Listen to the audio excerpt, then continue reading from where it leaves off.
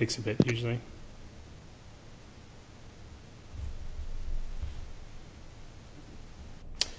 Good afternoon, everybody, and welcome to the very first Jackson podcast. I am your mediator and host, Will Richardson, and my co-host here next to me, James McBeth, sales manager for marketing manager for Jackson Kayak. You got that wrong. You're fired. Oh, damn it! I'm fired already. It's been like 10 minutes. So explain what you do at Jackson there, and then we'll introduce our guest. Well, I actually don't do very much. I sit at my home in Carleton Place in Canada, and I just kind of talk to people on Skype all day. In reality, I talk to people about kayaking and get everybody kind of ramped up to go kayaking, show how much fun kayaking is, and make sure that as many people as possible in the world actually kayak. Fair enough. It's a very first Jackson podcast that you and I have done. I mean, other people have done live streams, but this is our very first one, so it made sense that our first guest would be no other than Eric E.J. Jackson. Eric, introduce yourself and tell us where you are today. Hey, guys. Yeah, this is Eric Jackson, founder, president of Jackson Kayak, as you probably know already. And I'm in my home great state of Tennessee.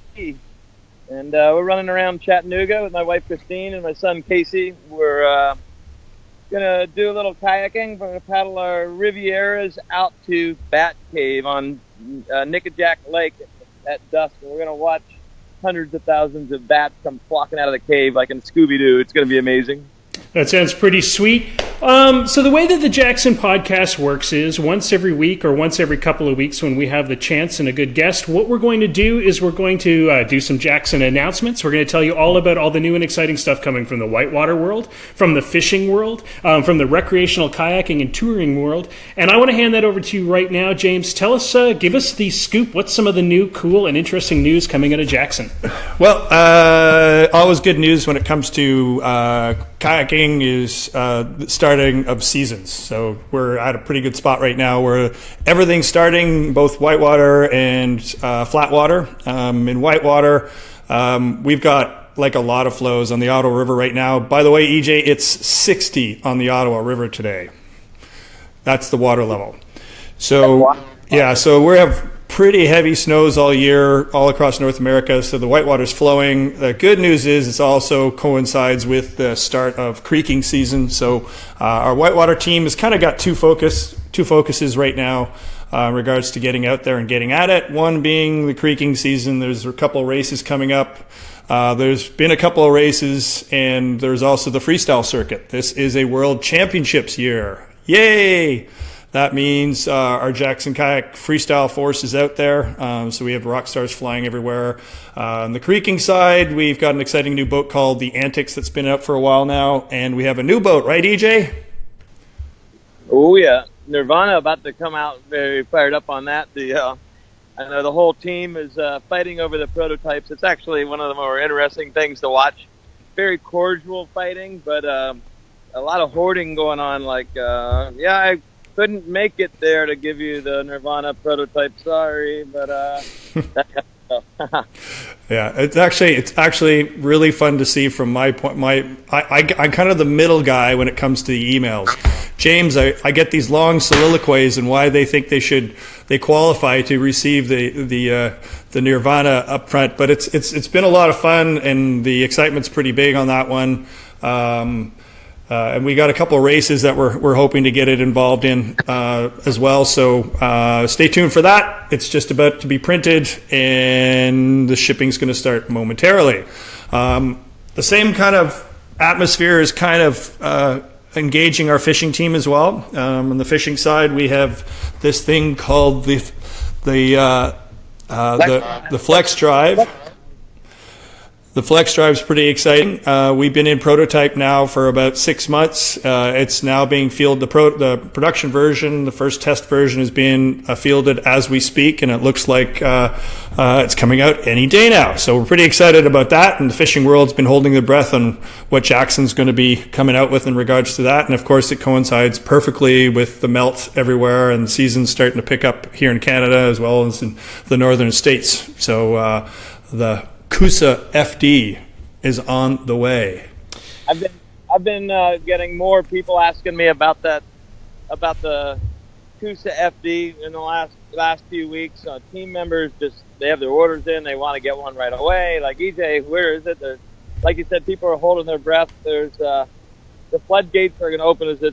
It's unbelievable. It's a game changer, and the people recognize that. They've seen some of the teaser videos, and there's an enormous amount of excitement around that boat, and so now's going to be a good time to get an order in if you don't already. Jesse Nicola, one of the people that's watching online right now, would like to know about their Nirvana. Rumor is that there will be 2 sizes, a medium and large. Is that true? That is true. There may be we're doing 2 sizes. We may even do a 3rd size. We'll see, a small. But for right now, we're doing a medium and a large. And the medium's coming out first, and we're getting ready to cut the plug on the large here next week. Oh, What be about 2 months behind? What other news do we have there, James? In kind of with the release of the whitewater season, we've got a couple of our bigger events coming up. The Reno River Festival is actually one of the coolest events. Been there a couple of times now. This year, they don't have a problem with water. The last few years, it's been really low. This year, they've got 2 big holes, a cool whitewater slalom section that they do this motocross down. The festival is on this really cool little island. A lot of our team members, if not all of our team members who are on tour right now, are there. This is kind of the start of the annual pilgrimage, if you will, and it's a lot of fun. At least I'd say 30,000 people go through that festival every year, which is kind of fun. On the whitewater, on the racing side of things, you got the Little White Race coming up. That's pretty exciting. That's one of the granddaddies of creek style racing. So we're hoping for a Nirvana showing there as well. So that's kind of exciting. On the fishing side, it's tournament season. There's been a big national bass fishing championships where we had a lot of guys show up and fish that. And the River Bassin Tournament Trail has just started last week. So, there's just so much going on in both spaces right now. That's pretty exciting right now. Well, what we decided we'd do as our first Jackson podcast after the news, that was, we got all the news out there. And of course, all those who are waiting for news on the FD, I've been twisting these guys' arms. They cannot tell me more than they'll tell me, but we'll hopefully have some exclusives on that in the next couple of weeks. But what we're going to talk about now is we're going to literally talk to EJ right now. EJ, you've made this fantastic migration and still do a little bit of whitewater, still do a ton of whitewater, but you've made this great migration into the fishing world. So I think it's totally fitting for this very first Jackson podcast that we talk about that transition and how you got there. So I guess the very first question is, talk about the events of the last 2 years and why you've decided to become so dedicated and what drives you to become a fisherman as well as a whitewater kayaker. Good question, Will. I get that question more often than you would imagine, especially from the whitewater people, actually from both sides. I'm fishing the FLW Pro Bass Tour out of a Ranger with a 250 horsepower Evinrude on the back, and people are like, "What? Where does that come from?" Like from a whitewater kayak to that. Anyway, the people on the fishing side are like, "What are you doing?" And the people on the whitewater side are like, "Well, what are you doing?" Well, I'll answer the question. It's not really that complicated. I like competing. In case you didn't know that, competing is one of my favorite things to do. Very competitive, and I need a serious competitive outlet for me to be happy and feel like it really help drive my skills and keep me personally progressing into new ground. I've been doing that in whitewater for 30, 40 years now, and I don't need to win another FIBARC or another GoPro games or whatever. I've won, almost every event on tour X number of times already, including world championships, whatever. So while I really enjoy, and I'm still doing whitewater competitions. In fact, I'm on my way to Colorado here shortly. I'll be doing the Colorado Tour, U.S. Team Trials, GoPro Games, Animas River Days, CKS Paddle Fest. So I'll be doing a lot of whitewater competitions still. But the drive to be a fisherman, it really started when I was 10 years old. My family, dad got a job down in Florida, Piper Aircraft down there as an engineer, and his best friend in the engineering department was a big bass fisherman. and he taught my dad to bass fish a month before I got there, and my dad was hooked on it. And before I even got to Florida, my dad was describing these bass lures. Instead of these little trout lures, a little, like a little spinner or whatever, he's describing these big plugs with multiple sets of treble hooks and whatever. And I literally went out with my mom. We bought one. I'm looking at them. I'm all excited. And we moved to Florida.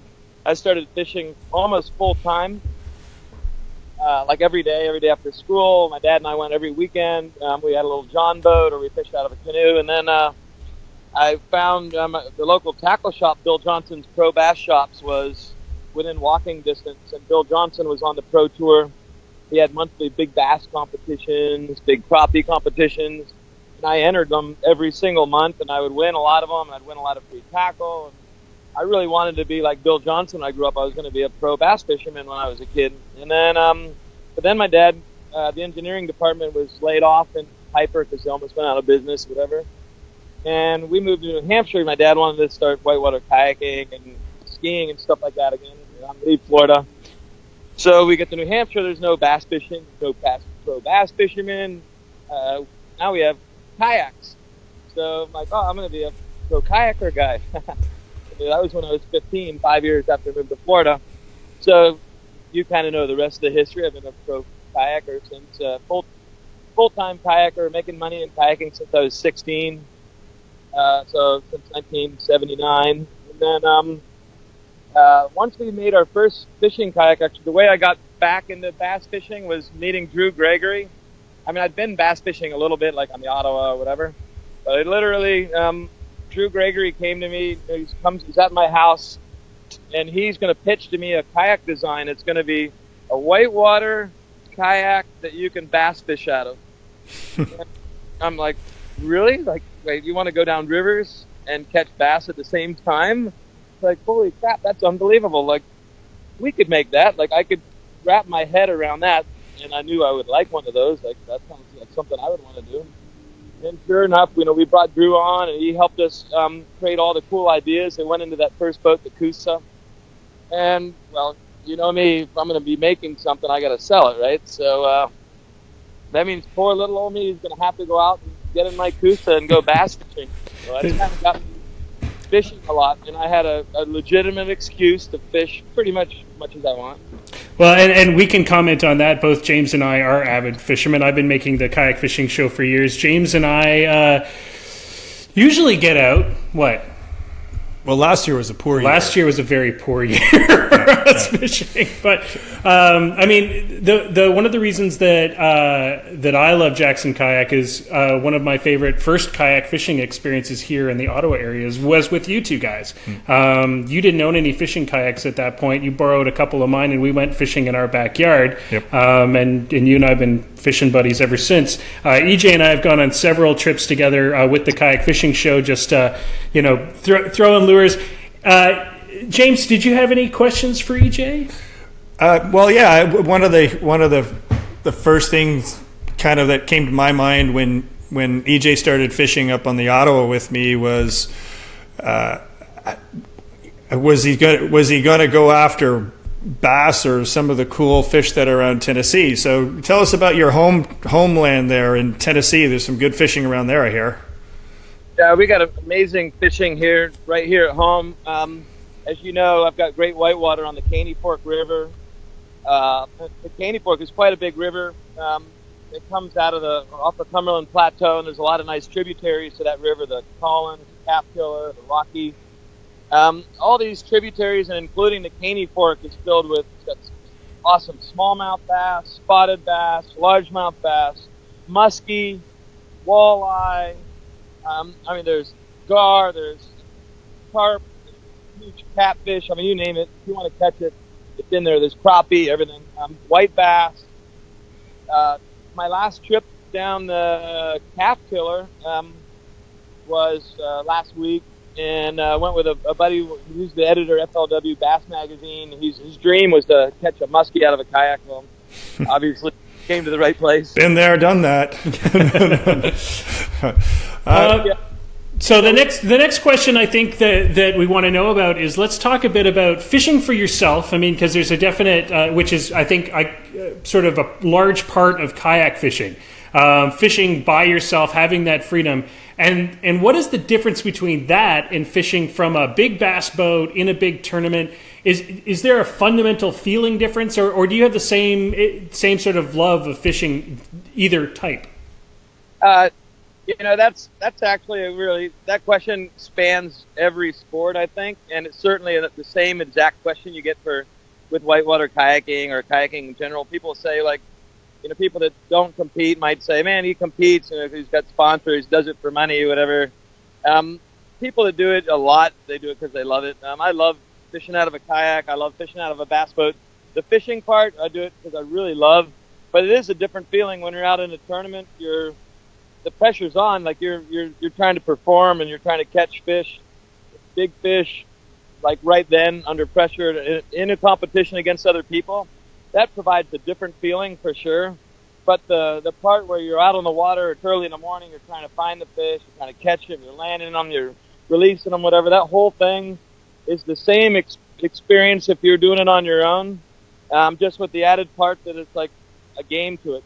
Like, you like shooting hoops, you like throwing your basketball into the hoop in the backyard. That's super fun. But you decide to play one-on-one with your buddy, all of a sudden it's like the same experience, but even more fun. So anyway, adding the tournament side to it, to me, really ramps up the overall fun factor for me. Yeah, I know competition is, you mentioned that earlier, that's kind of a big thing. I'm actually kind of wondering out loud about the next, or the following paths you take in regards to bass fishing. So in whitewater, you developed the sport, you worked on a lot of product through the sport and helped evolve the way freestyle, for example, was conducted both, on the water as an individual paddler and a competitor. And then you went into instructional videos. You did a lot of those. You wrote books. Do you see a similar path like that, or what's the progression you're looking at in the fishing world versus the whitewater world? Is it similar? That's a great question. I mean, I'm happiest when I've got when I can add and contribute to something in a meaningful way, and I already see a lot of room for improvement and opportunity in the bass fishing world or tournament fishing world for sure. But I'm new to the sport. They're just starting to kind of adopt me. I was kind of the wacky dude in the red suit for a while, and now everybody knows who I am. So because you're still the wacky dude in the red suit. And we'll always be the wacky dude in the red Dickies, yeah. But however, there's no question that I think by the time I'm done with bass fishing, it will be a little bit different. Yeah. And I'd like to say I would like to think in a good way, but I do feel that I can add to the sport, both from kayak fishing in the kayaking side, kayak tournament side, as well as from the bass boat side. But obviously on the product side already, where Jackson Kayak is out there as a company, and we are making big changes. We adopted high seating and stand-up ability for kayaks, and we brought that to the kayaking world. That has already changed fishing quite a bit and changed the industry, and the whole industry's kind of has moved and adopted that. And I think it's a team effort, but yeah, I want to make my mark in the fishing world. And it happen. It's going to like with whitewater kayaking. It's a slow process and it takes time. But if I can help make it a better place, better for everybody, then that's great. Awesome. Speaking of which, we have Taylor Richards, who can't wait for you to meet you on the Ottawa for his lessons. He says hi. Hey, Taylor. The next thing I think we want to talk about is we've got fishermen, we've got whitewater guys, and I think a lot of the fan base for Jackson Kayak, the question I hear over and over again when we're working with any of you guys is, how do I become pro? How do I go pro? What is the secret to getting sponsorship and becoming either a professional fisherman, a professional whitewater kayaker?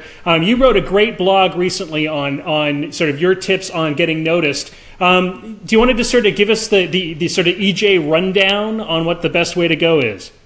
Sure. Well, first, I'll go ahead and say that there's no one right way. Everybody has to bring their own, their own personality, their own style, and their own comfort level to the table for things. So, I'll start off by saying that most people don't go pro not because they can't, but because they're not willing to give up things to go pro. They don't want it bad enough to just do it, basically. So, just to put it in perspective, anybody out there can be a pro kayaker tomorrow, a pro fisherman tomorrow. There is nothing stopping you other than yourself. And what does that mean? To be a professional doesn't mean you're making money. To be in business doesn't mean you're making money. You can start a business and lose money. You can become a pro and lose money. Any person that doesn't become a pro until they know they're going to make money never becomes a pro. Step one, become a pro and lose money. Now, how do you do that? You shed all your expenses. You live out of a car. You do whatever you have to do to get what you need on a monthly basis down to the level where you can actually survive while you're trying to become a successful pro, meaning moneymaker. That's step one. No, like I said, everybody has a different comfort level with that. My comfort level is really high with it, meaning my priority for maintaining a nice house or a fancy car or whatever falls well below being able to do my hobby as a method of income also. So be able to be a dirtbag, I guess, is be capable of living a dirtbag lifestyle. And if you want to be a professional whitewater kayaker, you're going to be, maybe 5 guys and gals. There's not most of them are dirtbags, meaning low income, but with a really high quality of living. I've been like that most of my life. Now I tried to increase my standard of living through things like higher paying positions within brands. Become a brand manager or a designer, and then start my own kayak company, stuff like that. But I'll give you a few tips. A few tips. One of the things you mentioned is sponsors. And then, you have sponsors and prize money. Whether you're going to do well with prize money or not based on whether you're winning or not. If you're not winning everything you go into, you probably ought to consider sponsors as a way to make money and not prize money. Sponsors is nothing other than having a job from people like James Macbeth, the marketing director for Jackson Kayak. If you call James and say, I want to be sponsored by you, how much money will you give me? He's going to say none. But if you call James and say, hey, my name's so-and-so, I'm doing these trips, I'm doing these tournaments, I can produce marketing material for you. I can make these number of videos for you, or take these photos, or I can do these for you. I can do these specific services that fall under the marketing department's list of activities that they want to do that they would have to pay for anyway. And you're just offering to be able to do these services as a sponsored fisherman or athlete, and at a lower cost than if you were to hire somebody else. Well, guess what? He's probably going to pay you to do it, and you just became a pro kayaker or a pro fisherman. So anyway, you're asking for a job when you're trying to get a company to put you on their payroll as a fisherman or a kayaker. You're not asking for sponsorship. So I try not to use the word sponsor. Certainly in the people I'm approaching, I ask if I can partner with them in their marketing department with these specific deliverables. These are some things I'm going to do for you. And this is what it would cost. This is the market rate for that, but I'm going to charge you half of that. What do you think? Anyway, that's kind of that's my approach, and that's probably the biggest piece of advice I can give, other than don't let yourself get in your way of being a pro. Like when I wanted to be a pro bass fisherman, I just said, okay, I'm a pro bass fisherman. And last year, my total income was very much in the negative. This year, it'll be pretty much break even, and next year it'll be in the positive. So in 3 years, I'll be able to go from losing a fair amount of money, breaking even, to making money. Okay, so what I wanted to do after we've sort of got that down is I think it's time for us to give a little tips and tricks to the people out there. because I've got two, and I like to think I know a little bit about fishing. I'm by no means an expert, but because I've got two, you're like the king of the muskie or something like that. You're an expert by osmosis. I hung out a lot. I guess what I wanted to ask you guys is, let's start with James. It's coming up spring. Mm-hmm. The season openers are gonna be coming up soon. What you're looking forward to the muskie season opener, I'm guessing, and the bass season opener. What's your sort of spring tips? What do you got ready to cast? Well, the last few years have been arguably my best years for fishing, especially for muskie and pike, which are my two favorite. I like using the word esox. Esox is the word. Uh-huh. It's probably not even how you pronounce it, but it's a cool name for muskie and pike-esque fishies. What I like to do in the spring especially is start, last couple of years, is start recognizing where they're going to be. You know, a lot of these fish are marauding fish, or they're ambush-style fish, but they tend to be in specific spots for specific reasons. Right. Bass you can kind of find the same way when you're on a river. The smaller rivers that I fish for bass, I find the bass really easy to find, but the muskie and especially are very hard to find. So last couple of years I've been looking at figuring out where they are, and the springtime, I'll give you the spring tip. The key word is shallow. Shallow. And don't be afraid of 4 inches of water. All right, Eric, what are your tips for spring fishing? I'm sure you've already been out doing the tournament trail. What are you throwing right now? It is like James said. It is shallow time right now. We've got a lot of big bass are either, just depending on where you're at. And you guys keep talking about how the season is just starting and spring is getting here. It's because you're from Canada. I'm in Tennessee, and I'm up in the shade on a pair of shorts because I'm hot. So depending on where you're listening from, the bass right now in particular are different stages of spawn. In some of in the northern areas, they're just getting ready to spawn. So you're going to find the big bass on main lake points and places where they have access to spawning grounds, access to deep or to shallow flats where they would spawn. If you're somewhere where, like, halfway up the mid-Atlantic in the U.S., they're in full spawn right now. So now's the time to be standing up in your kayak and cruising the shallows and looking for those white spots known as bass beds, and then look for a big dark spot in the middle of it. That's going to be a bass, and a little luck, you got a male and a female, and you can catch 2 of them off a bed. Don't forget to release them after you catch them.